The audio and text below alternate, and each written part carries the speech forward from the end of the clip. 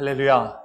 하나님의 풍성한 은혜와 사랑하심이 오늘도 이 예배 자리에 참석한 여러분의 가정, 삶 가운데 충만히 있길 주님 이름으로 축원합니다. 모든 사람들의 삶이 평화로운 삶을 살길 원하는 것은 아마 모든 사람들의 공통된 관심이고 또 뿐만 아니라 기대하는 삶의 모습이 아닐까 생각해 봅니다. 누가 복잡하고 힘들고 다투고 갈등하며 싸우는 삶을 원하는 사람이 몇이나 되겠습니까?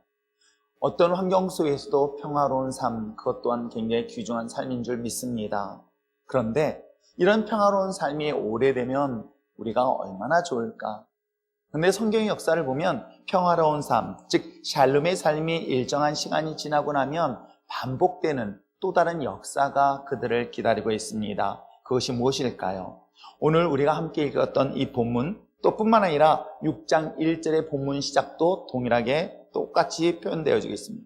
이스라엘 자손이 또 여호와 목전에 악을 행하였다라고 이 본문의 시작을 알리면서 그로부터 평화로웠던 삶이 고통과 고난의 삶의 역사로 시작되어지는 내용이 오늘 본문 내용이기도 합니다.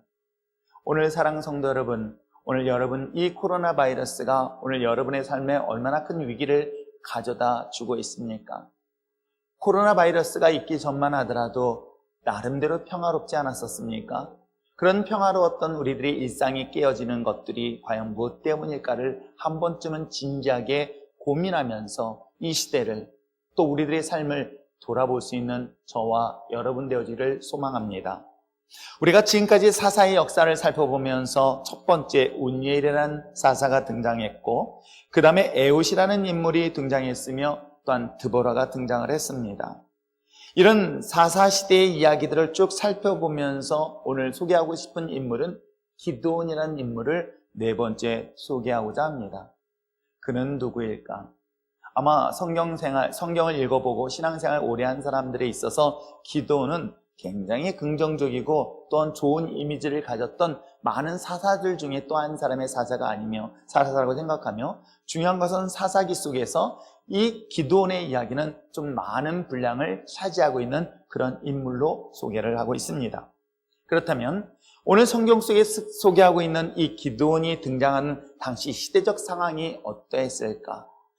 말씀드린 것처럼 그들이 그 하나님의 주신 샬롬의 생활을 누리던 끝에 마침내 그들도 또다시 하나님의 목전에서 악을 행함으로 인하여 그들에게 과연 어떤 역사가 일어나고 있을까? 그것이 2절서부터 시작해서 5, 6절까지 내용입니다. 우리가 읽지는 않았지만 오늘 이 전체 본문을 보면서 앞부분도 살펴보려고 합니다.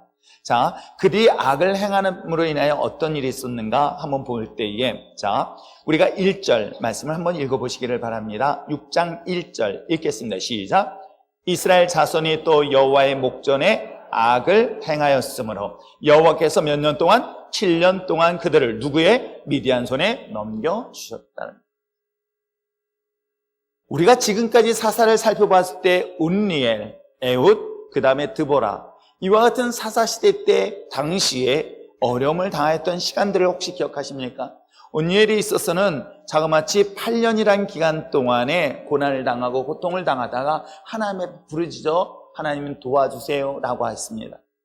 에훗이 사사시대 때는 어땠습니까? 자그마치 18년이란 기간 동안 고난을 당하고 고통을 당하다가 할품이 하나님 도와주세요 라고 부르짖기 시작했던 이야기입니다. 그리고 지난주에 우리가 살펴보았던 그 여선지자 드보라는 자그마치 20년이라는 기간 동안에 고통 속에 신음하다가 마침내 기법하며 하나님 도와주세요 라는 이야기들이 공통적으로 소개하고 있다면 오늘은 뜻밖의 7년 만에 기법을 하고 있는 내용입니다. 7년 만에 하나님 도와주세요, 살려주세요 라고 외치는 이야기가 본문의 시작으로 알려주고 있습니다. 무엇이 그들이 20년 동안 버티지 못하고 7년 만에 기법을 했을까? 다른 본문에 나타난 사사들의 그 상황들과 달리 이 본문에 등장하고 있는 이 기드온 시대 때에 등장하고 있는 시대적 상황은 아주 그들이 당하고 있는 고통들을 디테일하게 자세하게 설명하고 있는 내용이 바로 2절 이하 6절까지 내용인 거예요. 과연 그들은 그 하나님 목전에서 악을 행함으로 인해서 7년 동안 당하였던 고통과 고난이 어떠했을까 한번 살펴보려고 합니다. 먼저 오늘 본문의 말씀을 살펴보면 이렇게 이야기를 하고 있습니다. 자, 2절 말씀을 함께 읽어보시길 바랍니다. 2절 읽겠습니다. 시작. 미디안의 손이 이스라엘을 이긴지라 이스라엘 자손이 미디안으로 말미암아 산에서 웅덩이와 굴과 산성을 자기들을 위하여 만들었으며, 이게 첫 번째 사건인 거예요. 이 얘기는 뭐라고 얘기하고 있습니까? 그들이 적과 꿀이 흐르는 그런 아름다운 땅, 아름다운 집, 안전한 그 모든 터전에서 떠나서 어디서 지금 머물고 있다고 얘기하는 거예요? 산에 올라갑니다. 그리고 그 산에서 웅덩이를 팝니다. 또 굴을 팝니다. 그리고 나름대로 그 산에다가 산성을 짓습니다. 자기 집을 떠나서 그곳에 떠나고 있는 상황들을 여러분 상상해 보세요. 무엇 때문에? 바로 이 미디안 족속은 여러분 이스라엘 백성들의 광야길을 끝내고 마침내 건넜던 요단강을 아시죠? 요단강을 중심으로 해서 동쪽과 서쪽으로 갈라져 있는데 서쪽은 가나안 땅, 즉 이스라엘 백성들이 머무는 땅인 거예요. 그리고 동쪽 땅은 여전히 이방인들 땅이라고 이해하시면 됩니다. 이 미디안 족속은 바로 이 요단강 동편 쪽에 있는 족속인 거예요. 근데 이들이 갑자기 강성해졌습니다. 하나님이 그들을 강한 힘을 주어서 어떻게 합니까? 이 요단강을 건너서 서쪽에 있는 이스라엘 백성들을 침공하게 되는 거예요. 근데 이 침공하는 과정이 너무나 고통스럽기 때문에 그들은 어떻게 자신들을 보호했냐? 자신의 집에 있는 곳을 전부 다 남겨놓고 산으로 도망갈 수밖에 없었던 이유는 뭐 때문이냐면 이 전쟁을 치르면서 아녀자들, 특히 여자와 또는 어린아이들을 납치해 가버리는 거예요. 그러다 보니까 어떻게 하겠습니까? 부득이하게 이들은 산에 올라가 숨는, 마치 옛날 우리 6.25 때 저는 경험을 하진 않았지만 6.25로 인하여 어려움을 당할 때 산속에 숨었던 이야기들을 들은 적 있었거든요. 마찬가지라는 것입니다. 지금 이스라엘 백성들은 미디안의 공격으로 인해서 본의 아니게 자신이 살던 안전한 집을 떠나서 산속에 들어가서 웅덩이를 팝니다. 또 땅을 파가지고 동굴을 만들어서 그 안에 숨기도 합니다. 또 나름대로 돌을 모아서 산성을 만들어서 그 적으로부터 피하기 위하여 숨었던 생활을 했던 사람들이 누구예요? 지금 이스라엘 백성들이 그렇게 하기를 7년 동안 그렇게 생활하는 거예요. 그러니까 그들이 미디안 사람들이 공격해 온다 하면 그들은 산으로 통다 올라가가지고 숨고, 또 그들이 물러나게 되어지면 다시 내려와서 자신의 집에서 머물고 생활하는 생활을 반복하기를 7년 동안 합니다. 이게 얼마나 비참하고 얼마나 고통스러운 삶이었을까? 이것은 다른 사사들에게 나타났던, 즉 20년 동안, 18년 동안, 8년 동안에 있었던 고난의 종류를 자세히 기록되지 않은 것과 달리 디테일하게 설명하고 있는 내용이며, 또 하나 있습니다. 그 다음 절 3절 말씀 한번 읽어볼까요? 3절 말씀 읽겠습니다. 3절과 4절 읽겠습니다. 시작. 이스라엘이 파종할 때면 미디안과 아말렉과 동방 사람들이 치러 올라와서 진을 치고 가사에 이르도록 토지 소산을 멸하여 이스라엘 가운데 먹을 것을 남겨두지 아니하며 양이나 소나 나귀도 남기지 아니하였다. 어떤 상황인지 아시겠죠?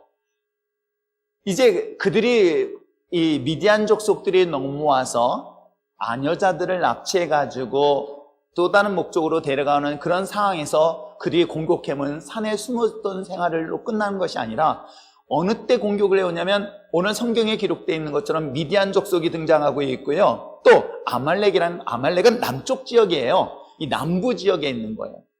그리고 동방이라는 것은 위쪽 지역이에요. 그럼 상상해 보세요. 자, 동쪽에는 미디안 족속, 위쪽에서는 동방의 족속, 아래쪽에서는 아말렉 족속. 왼쪽은 바다라서 올 데가 없어요. 지중해이기 때문에. 그러면 지금 북쪽과 동쪽과 남쪽 이 세 개에 있는 사람들이 자기들에 몰려와가지고 착취를 하는데, 여러분 농사를 짓는 사람들에게 있어서 전쟁을 치를 때 어느 때 공격을 해야지 수확물을 많이 얻을 수 있을까요? 추수 때 아닐까요? 네, 여기 계신 분들은 다 마트가만 다녀서 모르겠죠? 농사를 짓는 사람에게 있어서 추수 때가 되어지면은 메뚜기 때가 몰려들어서 먹을 걸 다 사라지게 하는 것처럼 대부분의 공격할 때 상대방이 먹을 식량이 충분할 때 공격해야 되는데, 오늘 3절을 잘 보시기 바랍니다. 이스라엘이 뭐 할 때예요? 그래서 저는 파종이 뭔 줄 몰랐어요. 파종이 추수하는 건 줄 알았어요. 근데 파종이 뭐죠? 씨를 뿌리는 거예요. 씨를 뿌려서 씨가 막 나올 그때 시점인 거예요. 오늘날 우리나라 한다면 봄 정도 되는 것 같아요. 씨를 뿌리고 씨가 아름답게 싹이 막 나올 때였는데 갑자기 동쪽과 북쪽과 남쪽에 있는 족속들이 찾아와가지고 어떻게 하는지 아십니까? 이 땅을 다 갈아엎어버리는 거예요. 그리고 그들이 한 해 동안 농사에서 얻을 수확을 얻을 때까지 남겨놓았던 그 수확, 즉 식량들 다 또 착취해가는 거예요. 어디 그것만 가져갔습니까? 심지어는 그들이 돌보고 아끼고 소중한 재산처럼 여기고 있는 짐승들, 즉 양과 소와 나귀까지도 남기지 않냐고 다 가져가는 거예요. 여러분, 이게 어떤 삶인지 아시겠어요? 차라리 추수 때 같으면 좀 남기는 거라도 있는데 이건 씨를 뿌려놓고 그 씨를 뿌리고 가을까지 기다려야 되는 그 땅을 완전히 초토화시켜 버렸다고 한다면 그들은 그 가을에 먹을 식량이 있다 없다? 미래의 꿈까지도 완전히 잘라버리고 있는 환경과 상황이 바로 오늘 이 본문의 사건인 거예요. 그뿐만 아니라 자신이 그나마 가지고 있던 소와 양과 나귀까지도 다 빼앗겼으니 이스라엘 백성들이 처한 환경과 상황이 어떠한지 대충 이해할 수 있겠죠. 마치 오늘 내가 지금 코로나 바이러스 등등의 이런 어려움으로 인하여 어려움을 당하고 있을 때에 그래도 참으면 돼, 이겨낼 수 있어 라고 이것만 지나가면 우리는 다시금 일어날 수 있어 라는 내일에 대한 희망을 갖게 되어집니다. 그런데 오늘 본문의 사건은 내일의 희망까지도 뿌리채 잘라버리게 만들어버리는 거예요. 내가 씨앗을 뿌리고 가을에 추수할 것을 기대하였던 그들에게 있어서 이 파종한 이 땅마저도 다 갈아엎어버리면서까지 이 땅을 고통에 빠뜨렸던 민족들이 아말렉이었고 미디안이었고 동방의 사람들이 이와 같은 방법으로 공격을 해왔다는 거예요. 저는 이 말씀 보면서 왜 그들이 7년 만에 기브업했는가? 우리가 하나님 앞에 맞아서 돌아올 때는 적당히 맞으면 안 돌아오는구나. 네, 그렇게 세게 맞지 않냐고 우리 겁 많은 사람들은 겁줄 때 빨리 돌아왔으면 참 좋겠습니다. 아멘도 안 하는군요. 오늘 성경에 기록된 것처럼 제가 생각해봤어요. 야, 20년 동안 버틴 사람들도 있는데 왜 7년 만에 기브업했을까? 라고 말씀 묵상해 보니까 이거는 7년 동안 버틴 것도 기적인 거예요. 한번 상상을 해보세요. 이건 시도 때도 없이 찾아와가지고 자신의 사랑하는 아내를, 사랑하는 딸을 납치해 간다. 이거 정말 그 고통스러운 거잖아요. 그때마다 산소가 오락내리락 하고 있습니다. 그런데 그들이 와가지고 어떡합니까? 이거는 봄에 씨앗을 뿌린 것까지 땅을 초토화시켜 버렸습니다. 내 삶의 근거가 되어주고 삶의 기초가 되어주고 내일에 조그만 희망이 될 수 있는 것까지도 뿌리채 잘라버렸다고 한다면 그들이 얼마나 고통스러웠을까? 이거 7년 참는 것도 대단하지 않았을까 할 정도의 고통스러운 삶을 살았던 것이 바로 그들이에요. 그래서 5절에 그들은 이렇게 이야기합니다. 이는 그들의 짐승과 장막을 가지고 올라와 메뚜기 떼같이 많이 들어오니, 메뚜기 떼같이 많이 들어온다는 것은 그들의 숫자가 많았다는 게 아니에요. 메뚜기 떼가 한꺼번에 몰라치면은 모든 농작물들이 뿌리채 다 산산조각 나는 것처럼 그들이 지나간 땅은 태워로 만들어야겠다는 표현이 오늘 본문에 기록되어 있는 거예요. 그 사람들과 낙타가 무수함이라 그들이 그 땅에 들어와서 멸하려 하니 이런 궁핍함이 너무 고통스러워 그들은 7년 만에 하나님 기브업한 하나님 도와주세요라고 외치고 있는 장면이 오늘 본문의 내용입니다. 그 이유가 뭐 때문이라고 얘기하고 있습니까? 그 원인이 뭐 때문이라고 성경은 시작하고 있습니까? 또 하나님의 목전에서 악을 행하였다라고 성경 본문 처음 시작을 하고 있습니다. 하나님의 배교를 통한 하나님을 떠난 심판의 결과를 소개하고 있는 거예요. 여러분 생각해 보세요. 그럼 이스라엘 백성들이 설마 그들이 선택한 것이 망하려고 선택했겠습니까? 조금 더 잘 살아보려고, 조금 더 나은 삶을 살려고, 좀 더 안전하고 좀 더 평화롭고 좀 더 풍성한 삶을 살려는 그런 선택으로 한 것이 무엇이었을까 생각해 본다면 그것은 바로 풍요의 신이라고 하는 그 땅의 신을 섬겼던 거예요. 가나안에 있는 바알과 아세라에는 그들은 분명히 풍요를 주었던 약속된 신하고 그들은 믿었었기 때문에 조금 더 잘 살겠다는 생각과 마음을 가지고 하늘의 목전에서, 하나님의 목전에서 그들을 섬겼던 이야기가 성경의 이야기인 것입니다. 바알과 아세라, 그들에게 있어서는 분명히 풍요로운 삶, 신이라고 했던 그 풍요의 신이 오히려 오늘 성경에 기록되어 있는 것처럼 재앙과 굶주림과 고통의 삶의 현장으로 바꾸고 있는 이야기가 본문의 내용이라고 한다면 여러분, 오늘 우리의 삶은 어떨까요? 분명히 여러분은 오늘보다 더 나은 삶을 위해서, 더 좋은 삶을 위해서, 더 질적인 것이든 양적인 것이든 좀 더 가치 있는 삶을 선택하기 위한 그 모든 선택의 기준이 본인 의도와 달리 그것이 하나님을 떠나게 되었고 하나님의 목전에서 악을 행하는 결과를 가져다 준 그 삶의 그 모습들이 오늘 피폐한 삶의 모습이라는 것을 오늘 성경은 우리에게 소개를 하고 있는 것입니다. 젖과 꿀이는 그 가나안 땅에서의 고통과 괴로움을 여러분 상상해 보시면서 하나님의 형상으로 지음받은 우리들의 삶의 현장이 과연 어떠합니까? 젖과 꿀이 흐르는 그 기름진 땅의 삶을 약속받았던 하나님의 백성들이 오늘 우리들의 삶이 정말 하나님의 평화 속에서 젖과 꿀이 흐르며 차고 넘치는 풍성한 삶을 누리고 있습니까? 아니면은 고통 속에 신음하며 괴로움 속에서 눈물을 흘리고 있습니까? 분명 하나님이 선택하시고 하나님의 형상으로 지음받은 우리를 위하여 십자가 지신 예수 그리스도의 사랑으로 말미암아 받아야 될 우리들의 삶이 과연 이런 풍성한 삶 속에서 하나님의 자녀의 삶을 누리고 있는가를 다시 한번 돌아볼 수 있는 저와 여러분 됐으면 참 좋겠습니다. 그러한 가운데 그들은 다시금 하나님 앞에 부르짖었을 때에 하나님은 구원의 메시지를 보내주셨으니 다른 사자들과 다른 또 다른 형태로 하나님은 말씀하고 있습니다. 왜냐하면 이스라엘 백성 지금까지 나타났던 사건들을 보면 그들이 고통 속에 신음할 때마다 하나님은 사사들이 등장하였고 사사들이 이 문제를 해결해 줬는데 여기는 사사가 등장하기 전에 한 사람의 무명의 예언자를 소개하고 있습니다. 그것이 우리 함께 읽었던 7절 이하의 내용이지요. 자, 우리 7절과 8절 말씀을 한번 읽어보겠습니다. 읽겠습니다. 시작.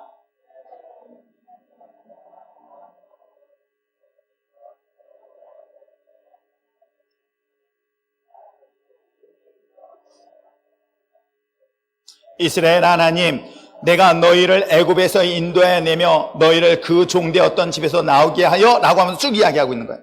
8절의 이야기를 말씀하고 있습니다. 너희들이 여호와께 하나님께 부르짖었더니 여호와께서 이스라엘 자손에게 한 선지자 예언자를 보냄으로 본문을 시작하고 있습니다. 다른 본문과 달리 다른 본문은 분명히 사사가 등장합니다. 그런데 여기는 먼저 선지자가 등장하고 예언자가 등장하는 것으로 본문은 소개하고 있습니다. 과연 이 선지자가, 이 예언자가 오늘 너희들이 처한 환경이 어떤 환경 때문에, 어떤 이유 때문에 이런 어려움을 당하느냐라는 것에 대한 설명과 이유를 분명히 밝히고 있는 내용입니다. 그것이 바로 7절부터 10절까지 내용인 거예요. 어떤 내용이었을까요? 우리가 함께 읽었었던 것처럼 너희들이 애굽 땅에서 고통을 당하였을 때 그 고통을 인해 부르짖는 그 소리를 주께서 들으시고 하나님은 그 애굽에서 출애굽했던 그런 너희 민족이 바로 너희들이다라고 얘기하고 있습니다. 너희들이 죄와 사망의 그 음침한 골짜기 가운데 있을 때에 그곳에서 부르짖는 소리를 주님께서 귀담아 들으시고 그것을 건져주시고 구원하여 주시고 너에게 약속한 가나안 땅까지 안전하게 보여주셨던 여호와 하나님, 그 은혜를 잊은 것에 대하여 오늘 이 천사가 이야기를 하고 있습니다. 돌아보면 사실은 하나하나가 하나님의 은혜인데도 불구하고 시간이 지나고 세월이 지난 순간 지금 내가 이 자리에 있는 것이 하나님의 은혜라는 사실을 점점 잊어버리며 더 중요한 것은 지나온 시절에 대한 하나님의 인도하심에 대한 것들은 까맣게 잊고 오늘 처한 환경과 상황 때문에 불평하고 원망하며 하나님 앞에 시비하고 있는 것이 혹시 우리들의 삶의 모습은 아닙니다. 더 중요한 것은 나를 구원하신 그 십자가의 은혜를 받은 저와 여러분의 그 은혜를 잊어버리고 하나님 대신에 다른 어떤 것을 우상화시켜서 따르고 있는 것 또한 오늘 이 시대에 살고 있는 우리들의 모습은 아닐까요? 사사기의 시작과 사사기의 끝은 항상 이렇게 이야기하고 있습니다. 그들에게는 누가 없다는 거예요. 왕이 없다는 거예요. 그 왕이 없음으로 인하여 자신이 왕인 거예요. 자신이 왕이기 때문에 자신의 소신대로, 자신의 뜻대로, 자신의 마음대로, 자신의 감정대로, 자신의 기분과 자신의 생각, 자신의 의지대로 움직이고 살아가는 선택한 삶이 사사계의 역사라고 한다면 오늘 우리들의 삶에도 동일하게 질문하고 있는 거예요.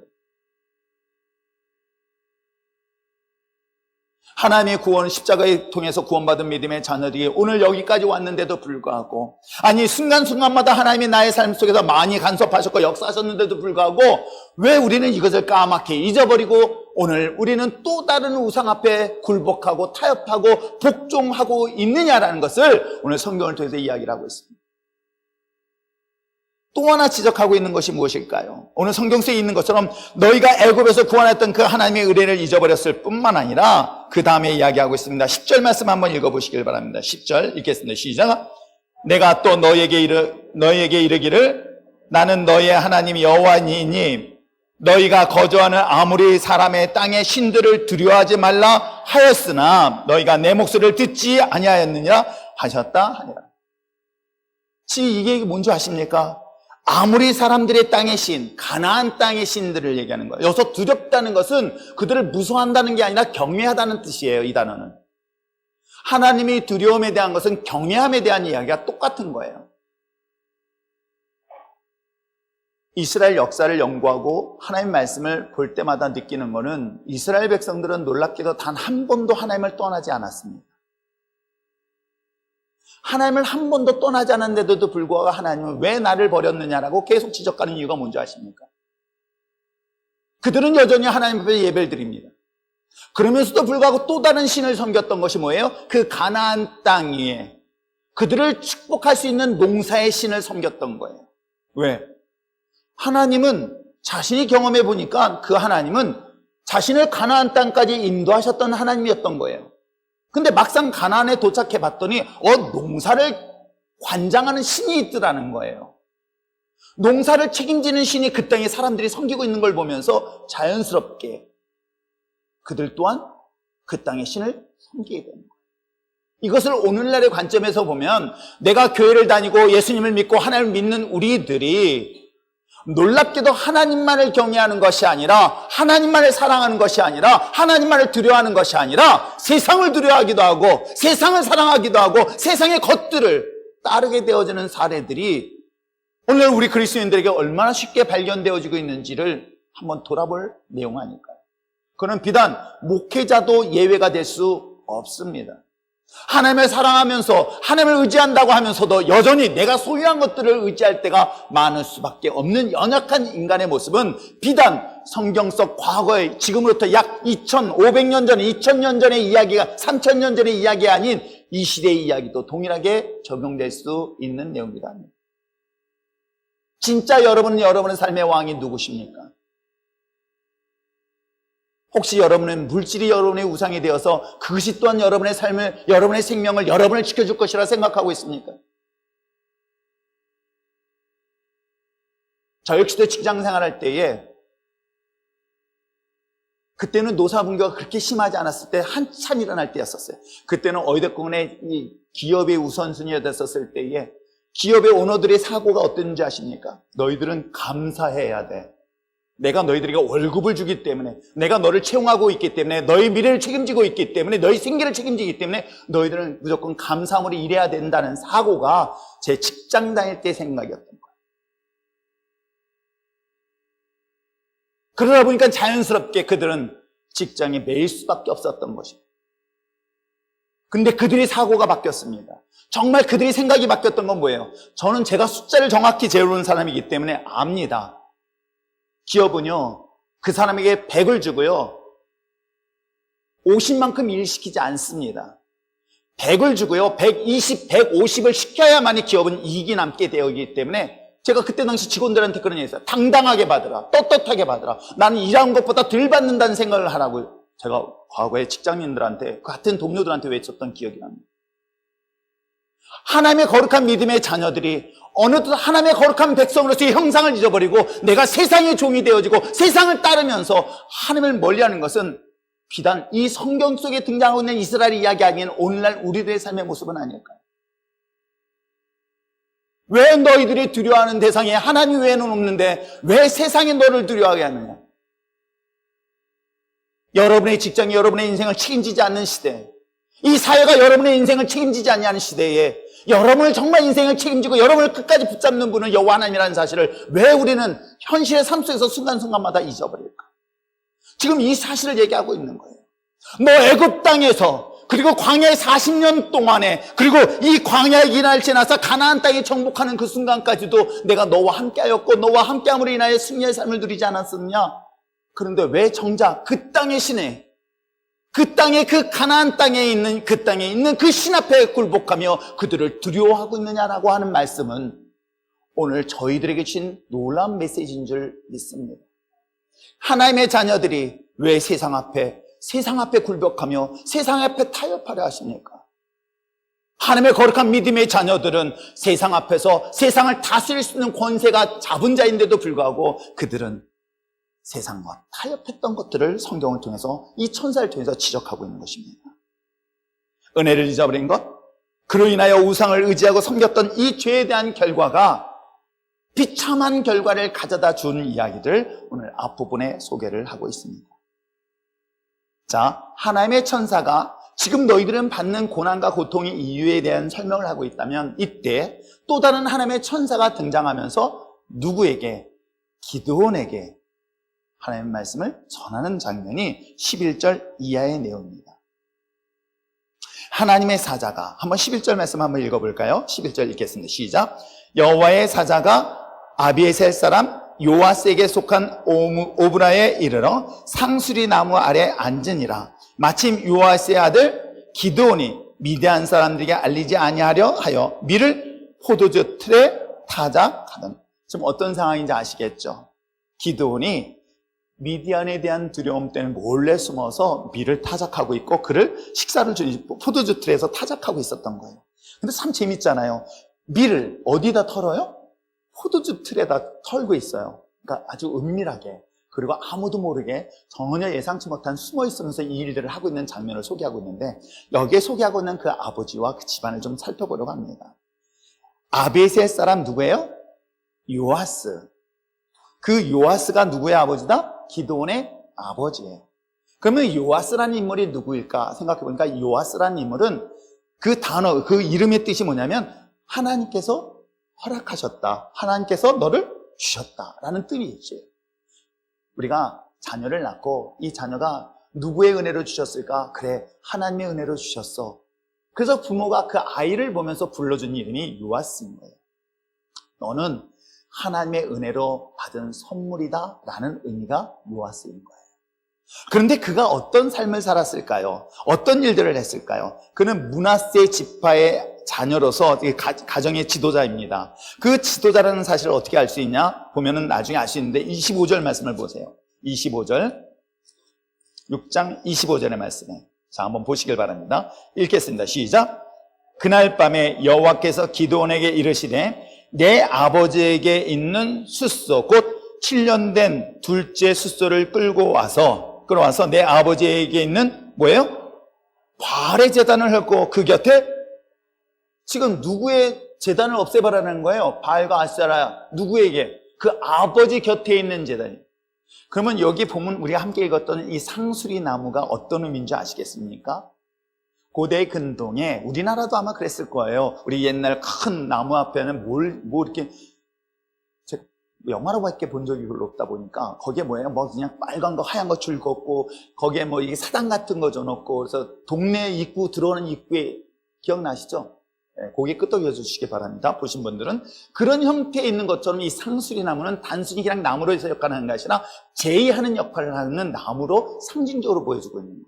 그래서 오늘 본문에 기록되어 있는 것처럼 오브라에 이르러 상수리 나무 아래에 앉았다라는 것은 그 모습이 뭐냐면, 그게 제단에 드렸던 나무 아래, 거기에 아세라와 바알의 신상을 만들었던 사람이 누구예요? 요아스. 누구의 아버지? 기드온의 아버지.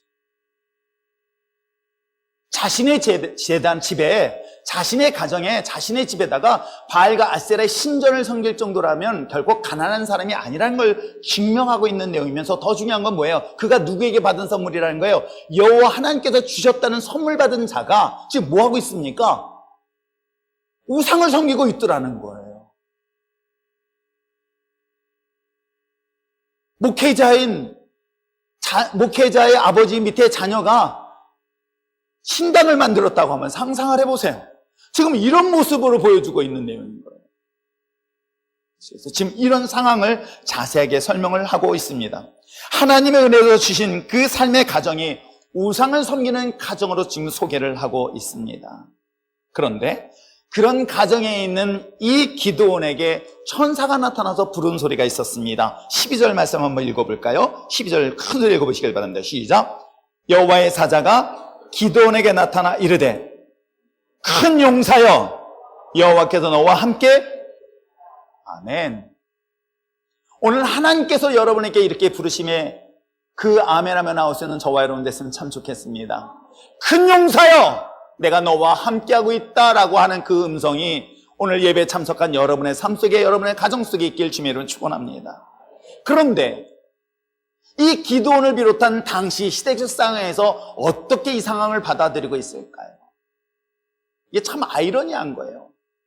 왜 다른 사사들과 달리 특별히 예언자가 나와서 그들의 잘못에 대한 지적과 천사가 직접 나타나셔서 그야말로 오늘 성경에 기록되어 있는 것처럼 기드온에게 이와 같은 이야기를 할 때에 우리가 지금까지 알았었던 기드온에 대한 선입견을 한 번쯤은 돌아볼 수 있는 그런 본문의 내용들이 우리 함께 읽은 내용이기도 합니다.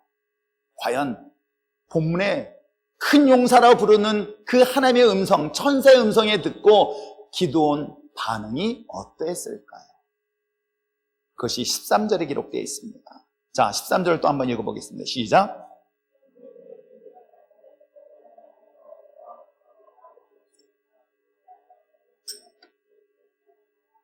또 우리 조상들이 일찍이 우리에게 이르기를 여호와께서 우리를 올라게 하신 것이 아니냐 한 그 모든 이적이 어디 있나이까?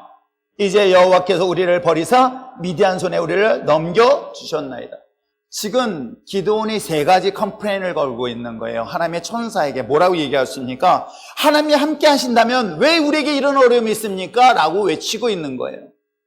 왜 하나님이 나와 함께 하시는데 왜 내게 이런 고난과 고통과 아픔을 주십니까? 라고 항변하고 있는 거예요. 그러면서 또한 얘기를 하고 있습니다. 이스라엘 향하셨던 하나님의 놀라운 기적은 오늘 이 시대에 어디 있습니까? 라고 얘기를 하고 있는 거예요. 그게 뭐냐면 하나님의 능력이 없다는 얘기를 지금 하고 있는 거예요. 더 중요한 건 뭐라고 얘기하고 있습니까? 왜 하나님이 우리를 버리셨습니까? 라고 얘기하고 있는 거예요. 전 이걸 보면서 이 시대에 그 시대나 지금 시대의 영적 무지가 이런 질문을 가져다 주고 이런 문제를 제기하고 있다는 거예요. 영적 무지. 시대를 바로 보지 못한 영적 무지는 또 다른 어리석음을 반복해서 하고 있다는 건 여러분 아십니까? 기드온은 분명 사사로서 하나님 옆에 쓰임받은 인물이에요. 그런데도 불구하고 그의 영적 무지는 이 시대를 살고 있는 우리들도 동일하지는 않을까요? 하나님 왜 코로나가 왜 우리나라에 이런 고통을 줍니까? 라고 원망하고 있는 거예요. 하나님 왜 이 나라를 버리시고 왜 이 나라에 이 땅 가운데 고통을 주십니까? 라고 원망 항변할 때에 그 원인은, 그 이유는 분명 앞부분에 소개하고 있지 않습니까? 하나님이 주셨고 하나님이 허락하셨고 하나님이 인도하셨던 복된 가정이었는데 그들이 무엇을 하고 있었습니까? 그 마당 앞에, 자신의 집 마당 앞에 바알과 아세라의 신전을 세워놓고 거기서 절을 했었던 그들이 자기가 왜 이런 일을 당하는지를 모르고 있는 이 영적 무지는 오늘 이 시대에 살고 있는 우리들의 모습과 무엇이 차이가 있을까요? 왜 이런 상황 속에서 이런 어려움을 당할 때, 이 고난 속에 있을 때 왜 내 자신을 발견하지 못하고 있을까요?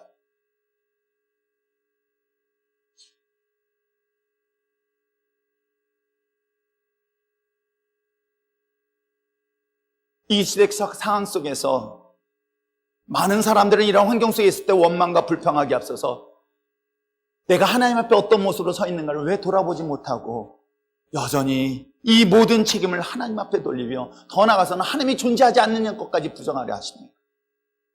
오늘 기드온의 이 영적 무지는 이 시대에 살고 있는 우리들의 모습과 동일하지는 않을까요? 또 하나 볼 수 있는 것이 있었습니다. 기드온을 통해서 또 하나 볼 수 있는 것은 뭐냐면 겸손을 가장한 이 교만의 모습을 또 하나 발견하게 되는 거예요. 제가 목회해 보면서 참 많은 것들을 경험하는 것 중에 하나입니다. 자, 한번 15절 말씀 한번 보겠습니다. 자, 15절 말씀. 14절에는 여호와께서 그에게 얘기해요. 제가 14절 읽겠습니다. 그럼 15절을 여러분 읽어보세요. 여호와께서 그를 향하여 이르시되 너는 가서 너의 힘으로 이스라엘을 미디안 손에서 구원하라. 내가 너를 보낸 것이 아니냐 하시니라.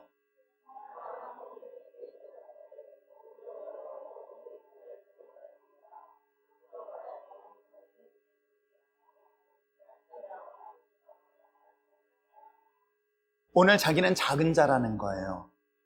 그 형제들 중에서 작은 자고 여러 지파들 중에 가장 작은 지파라고 그는 소개하고 있어요. 자기 집안이 별 볼 일 없다라고 얘기를 하고 있습니다.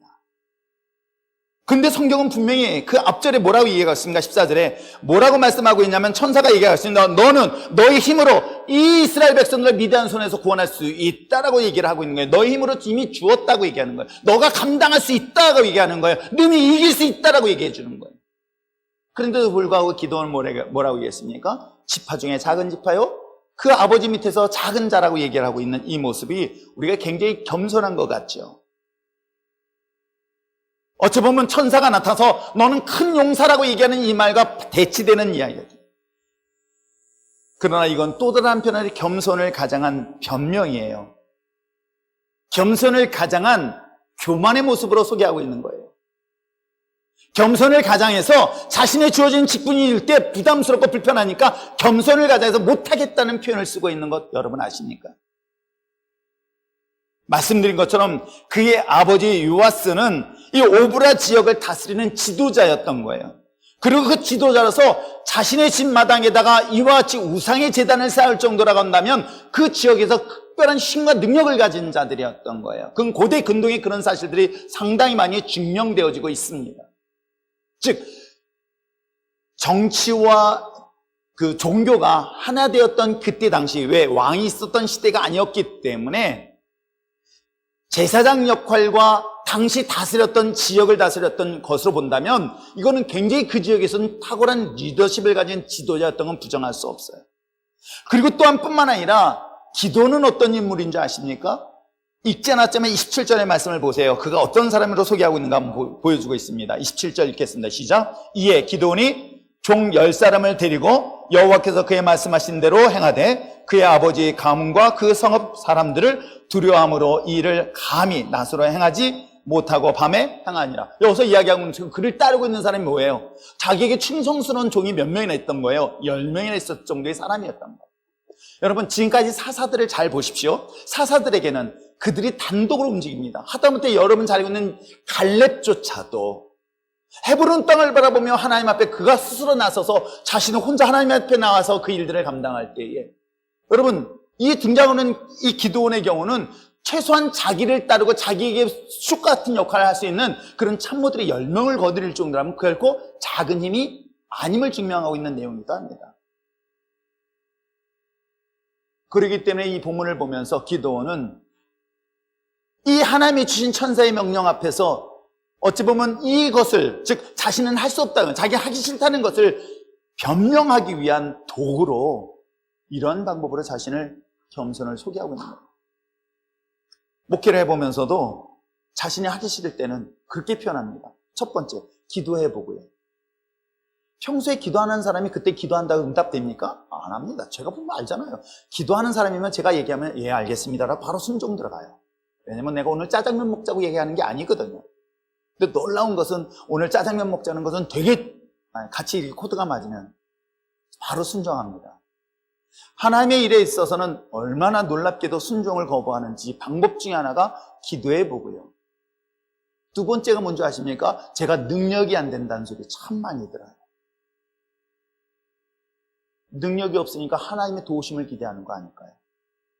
하나님, 내가 능력이 없지만 오늘 성경에 뭐라고 얘기하고 있습니까? 큰 용사여 여호와 하나님 너와 함께 하신다라고 하고 있는 거예요. 하나님이 함께 하실 때 우리는 큰 용사가 될 수 있다는 사실을 지금 설교 속에 이야기를 하고 있는 거예요. 또 하나 볼 수 있는 게 뭔지 아십니까? 우리는 기도원에 대해서는 참 특별히 여러 가지를 하나님 앞에 테스트하는 장면들이 나오는데 그것은 믿음에 대한 문제 아니라 믿음 대신에 의심을 선택했던 그의 모습으로 충분히 소개하고 있는 것입니다. 소심해서일까? 그건 잘 모르겠어요. 소심한 부분도 분명히 있습니다.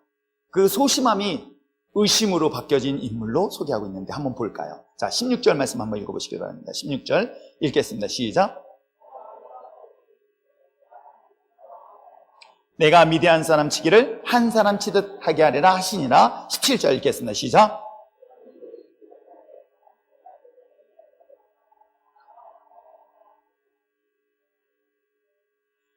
자신의 예물을 가지고 다시 당신한테 올 때까지 떠나지 말고 기다려주라. 이것이 표징이었던 거예요.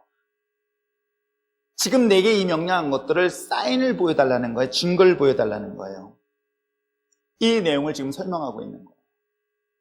우리가 어떻게 보면은 때에 따라서는 저 역시도 하나님 앞에 기도할 때 하나님 이것이 하나님의 뜻이 맞습니까? 잘 모르겠을 때는 하나님 이것이 하나님의 바른 뜻인지 분별하기 위해서 저에게 사인, 즉 표징을 보여달라고 할 때가 있습니다.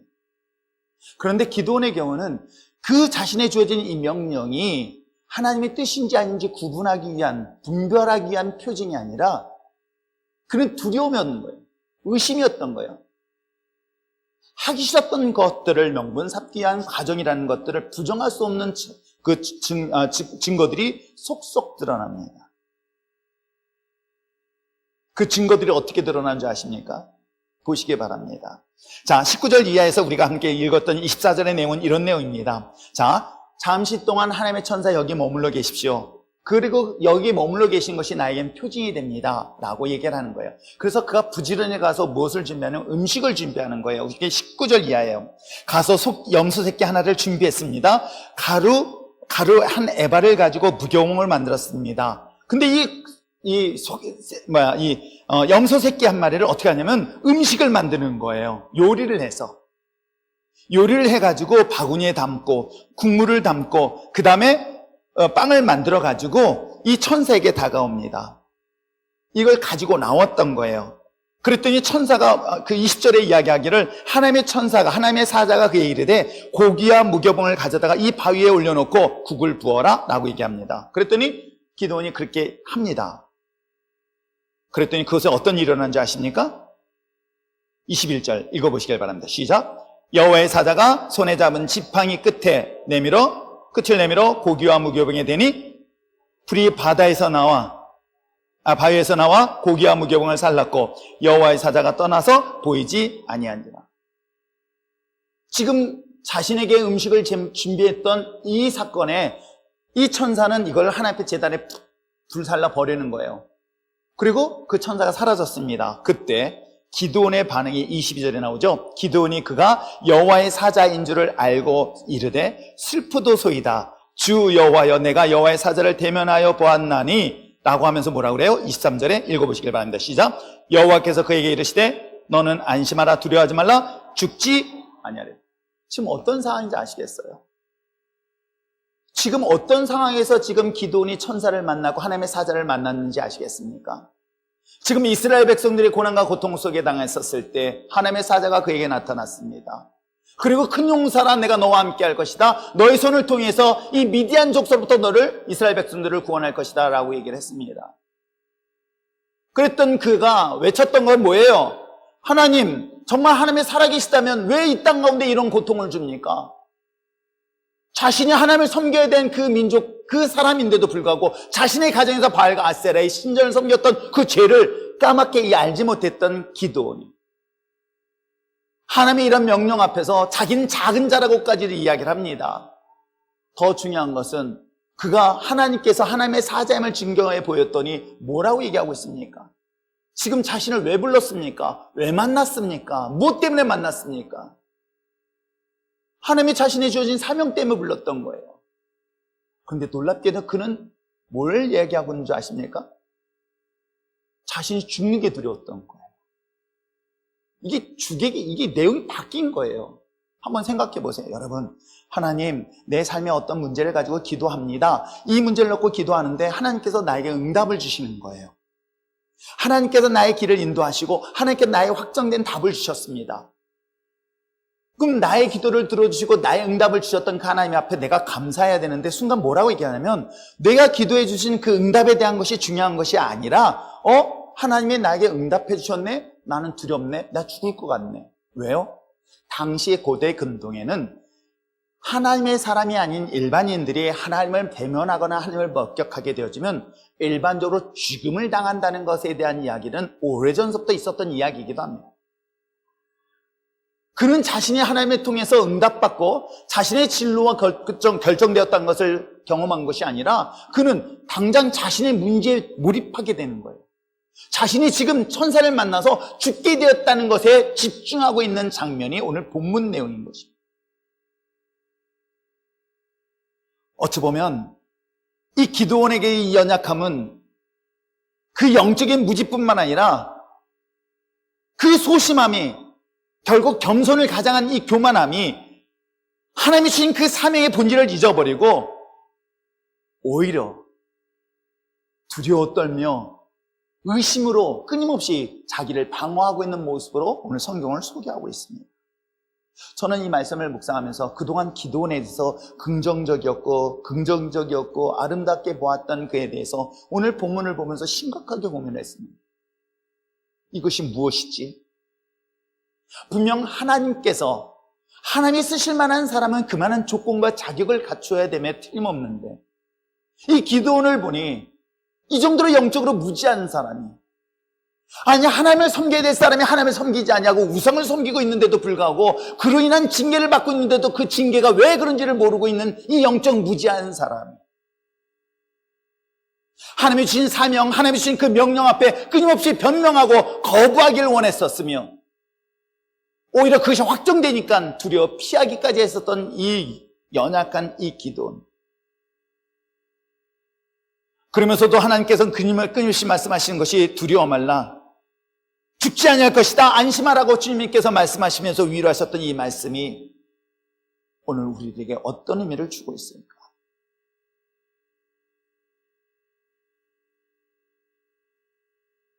하나님의 은혜를 잊어버리고 세상이 두려움의 대상이 되어서 세상이 나의 왕이 되어서 오늘을 살아가고 있는 우리들에게 행복할 것이 아닌 고난의 앞에 서 있는 우리들에게, 그럼에도 불구하고 영적 무지 앞에서 회개하기보다는 원망과 불평을 늘어놓기 쉬운 우리들에게 여전히 주님은 다가오셔서 포기 못하신 그 주님께서 여전히 우리에게 오셔서 말씀하신 것이 바로 큰 용사야, 내가 너와 함께합니다.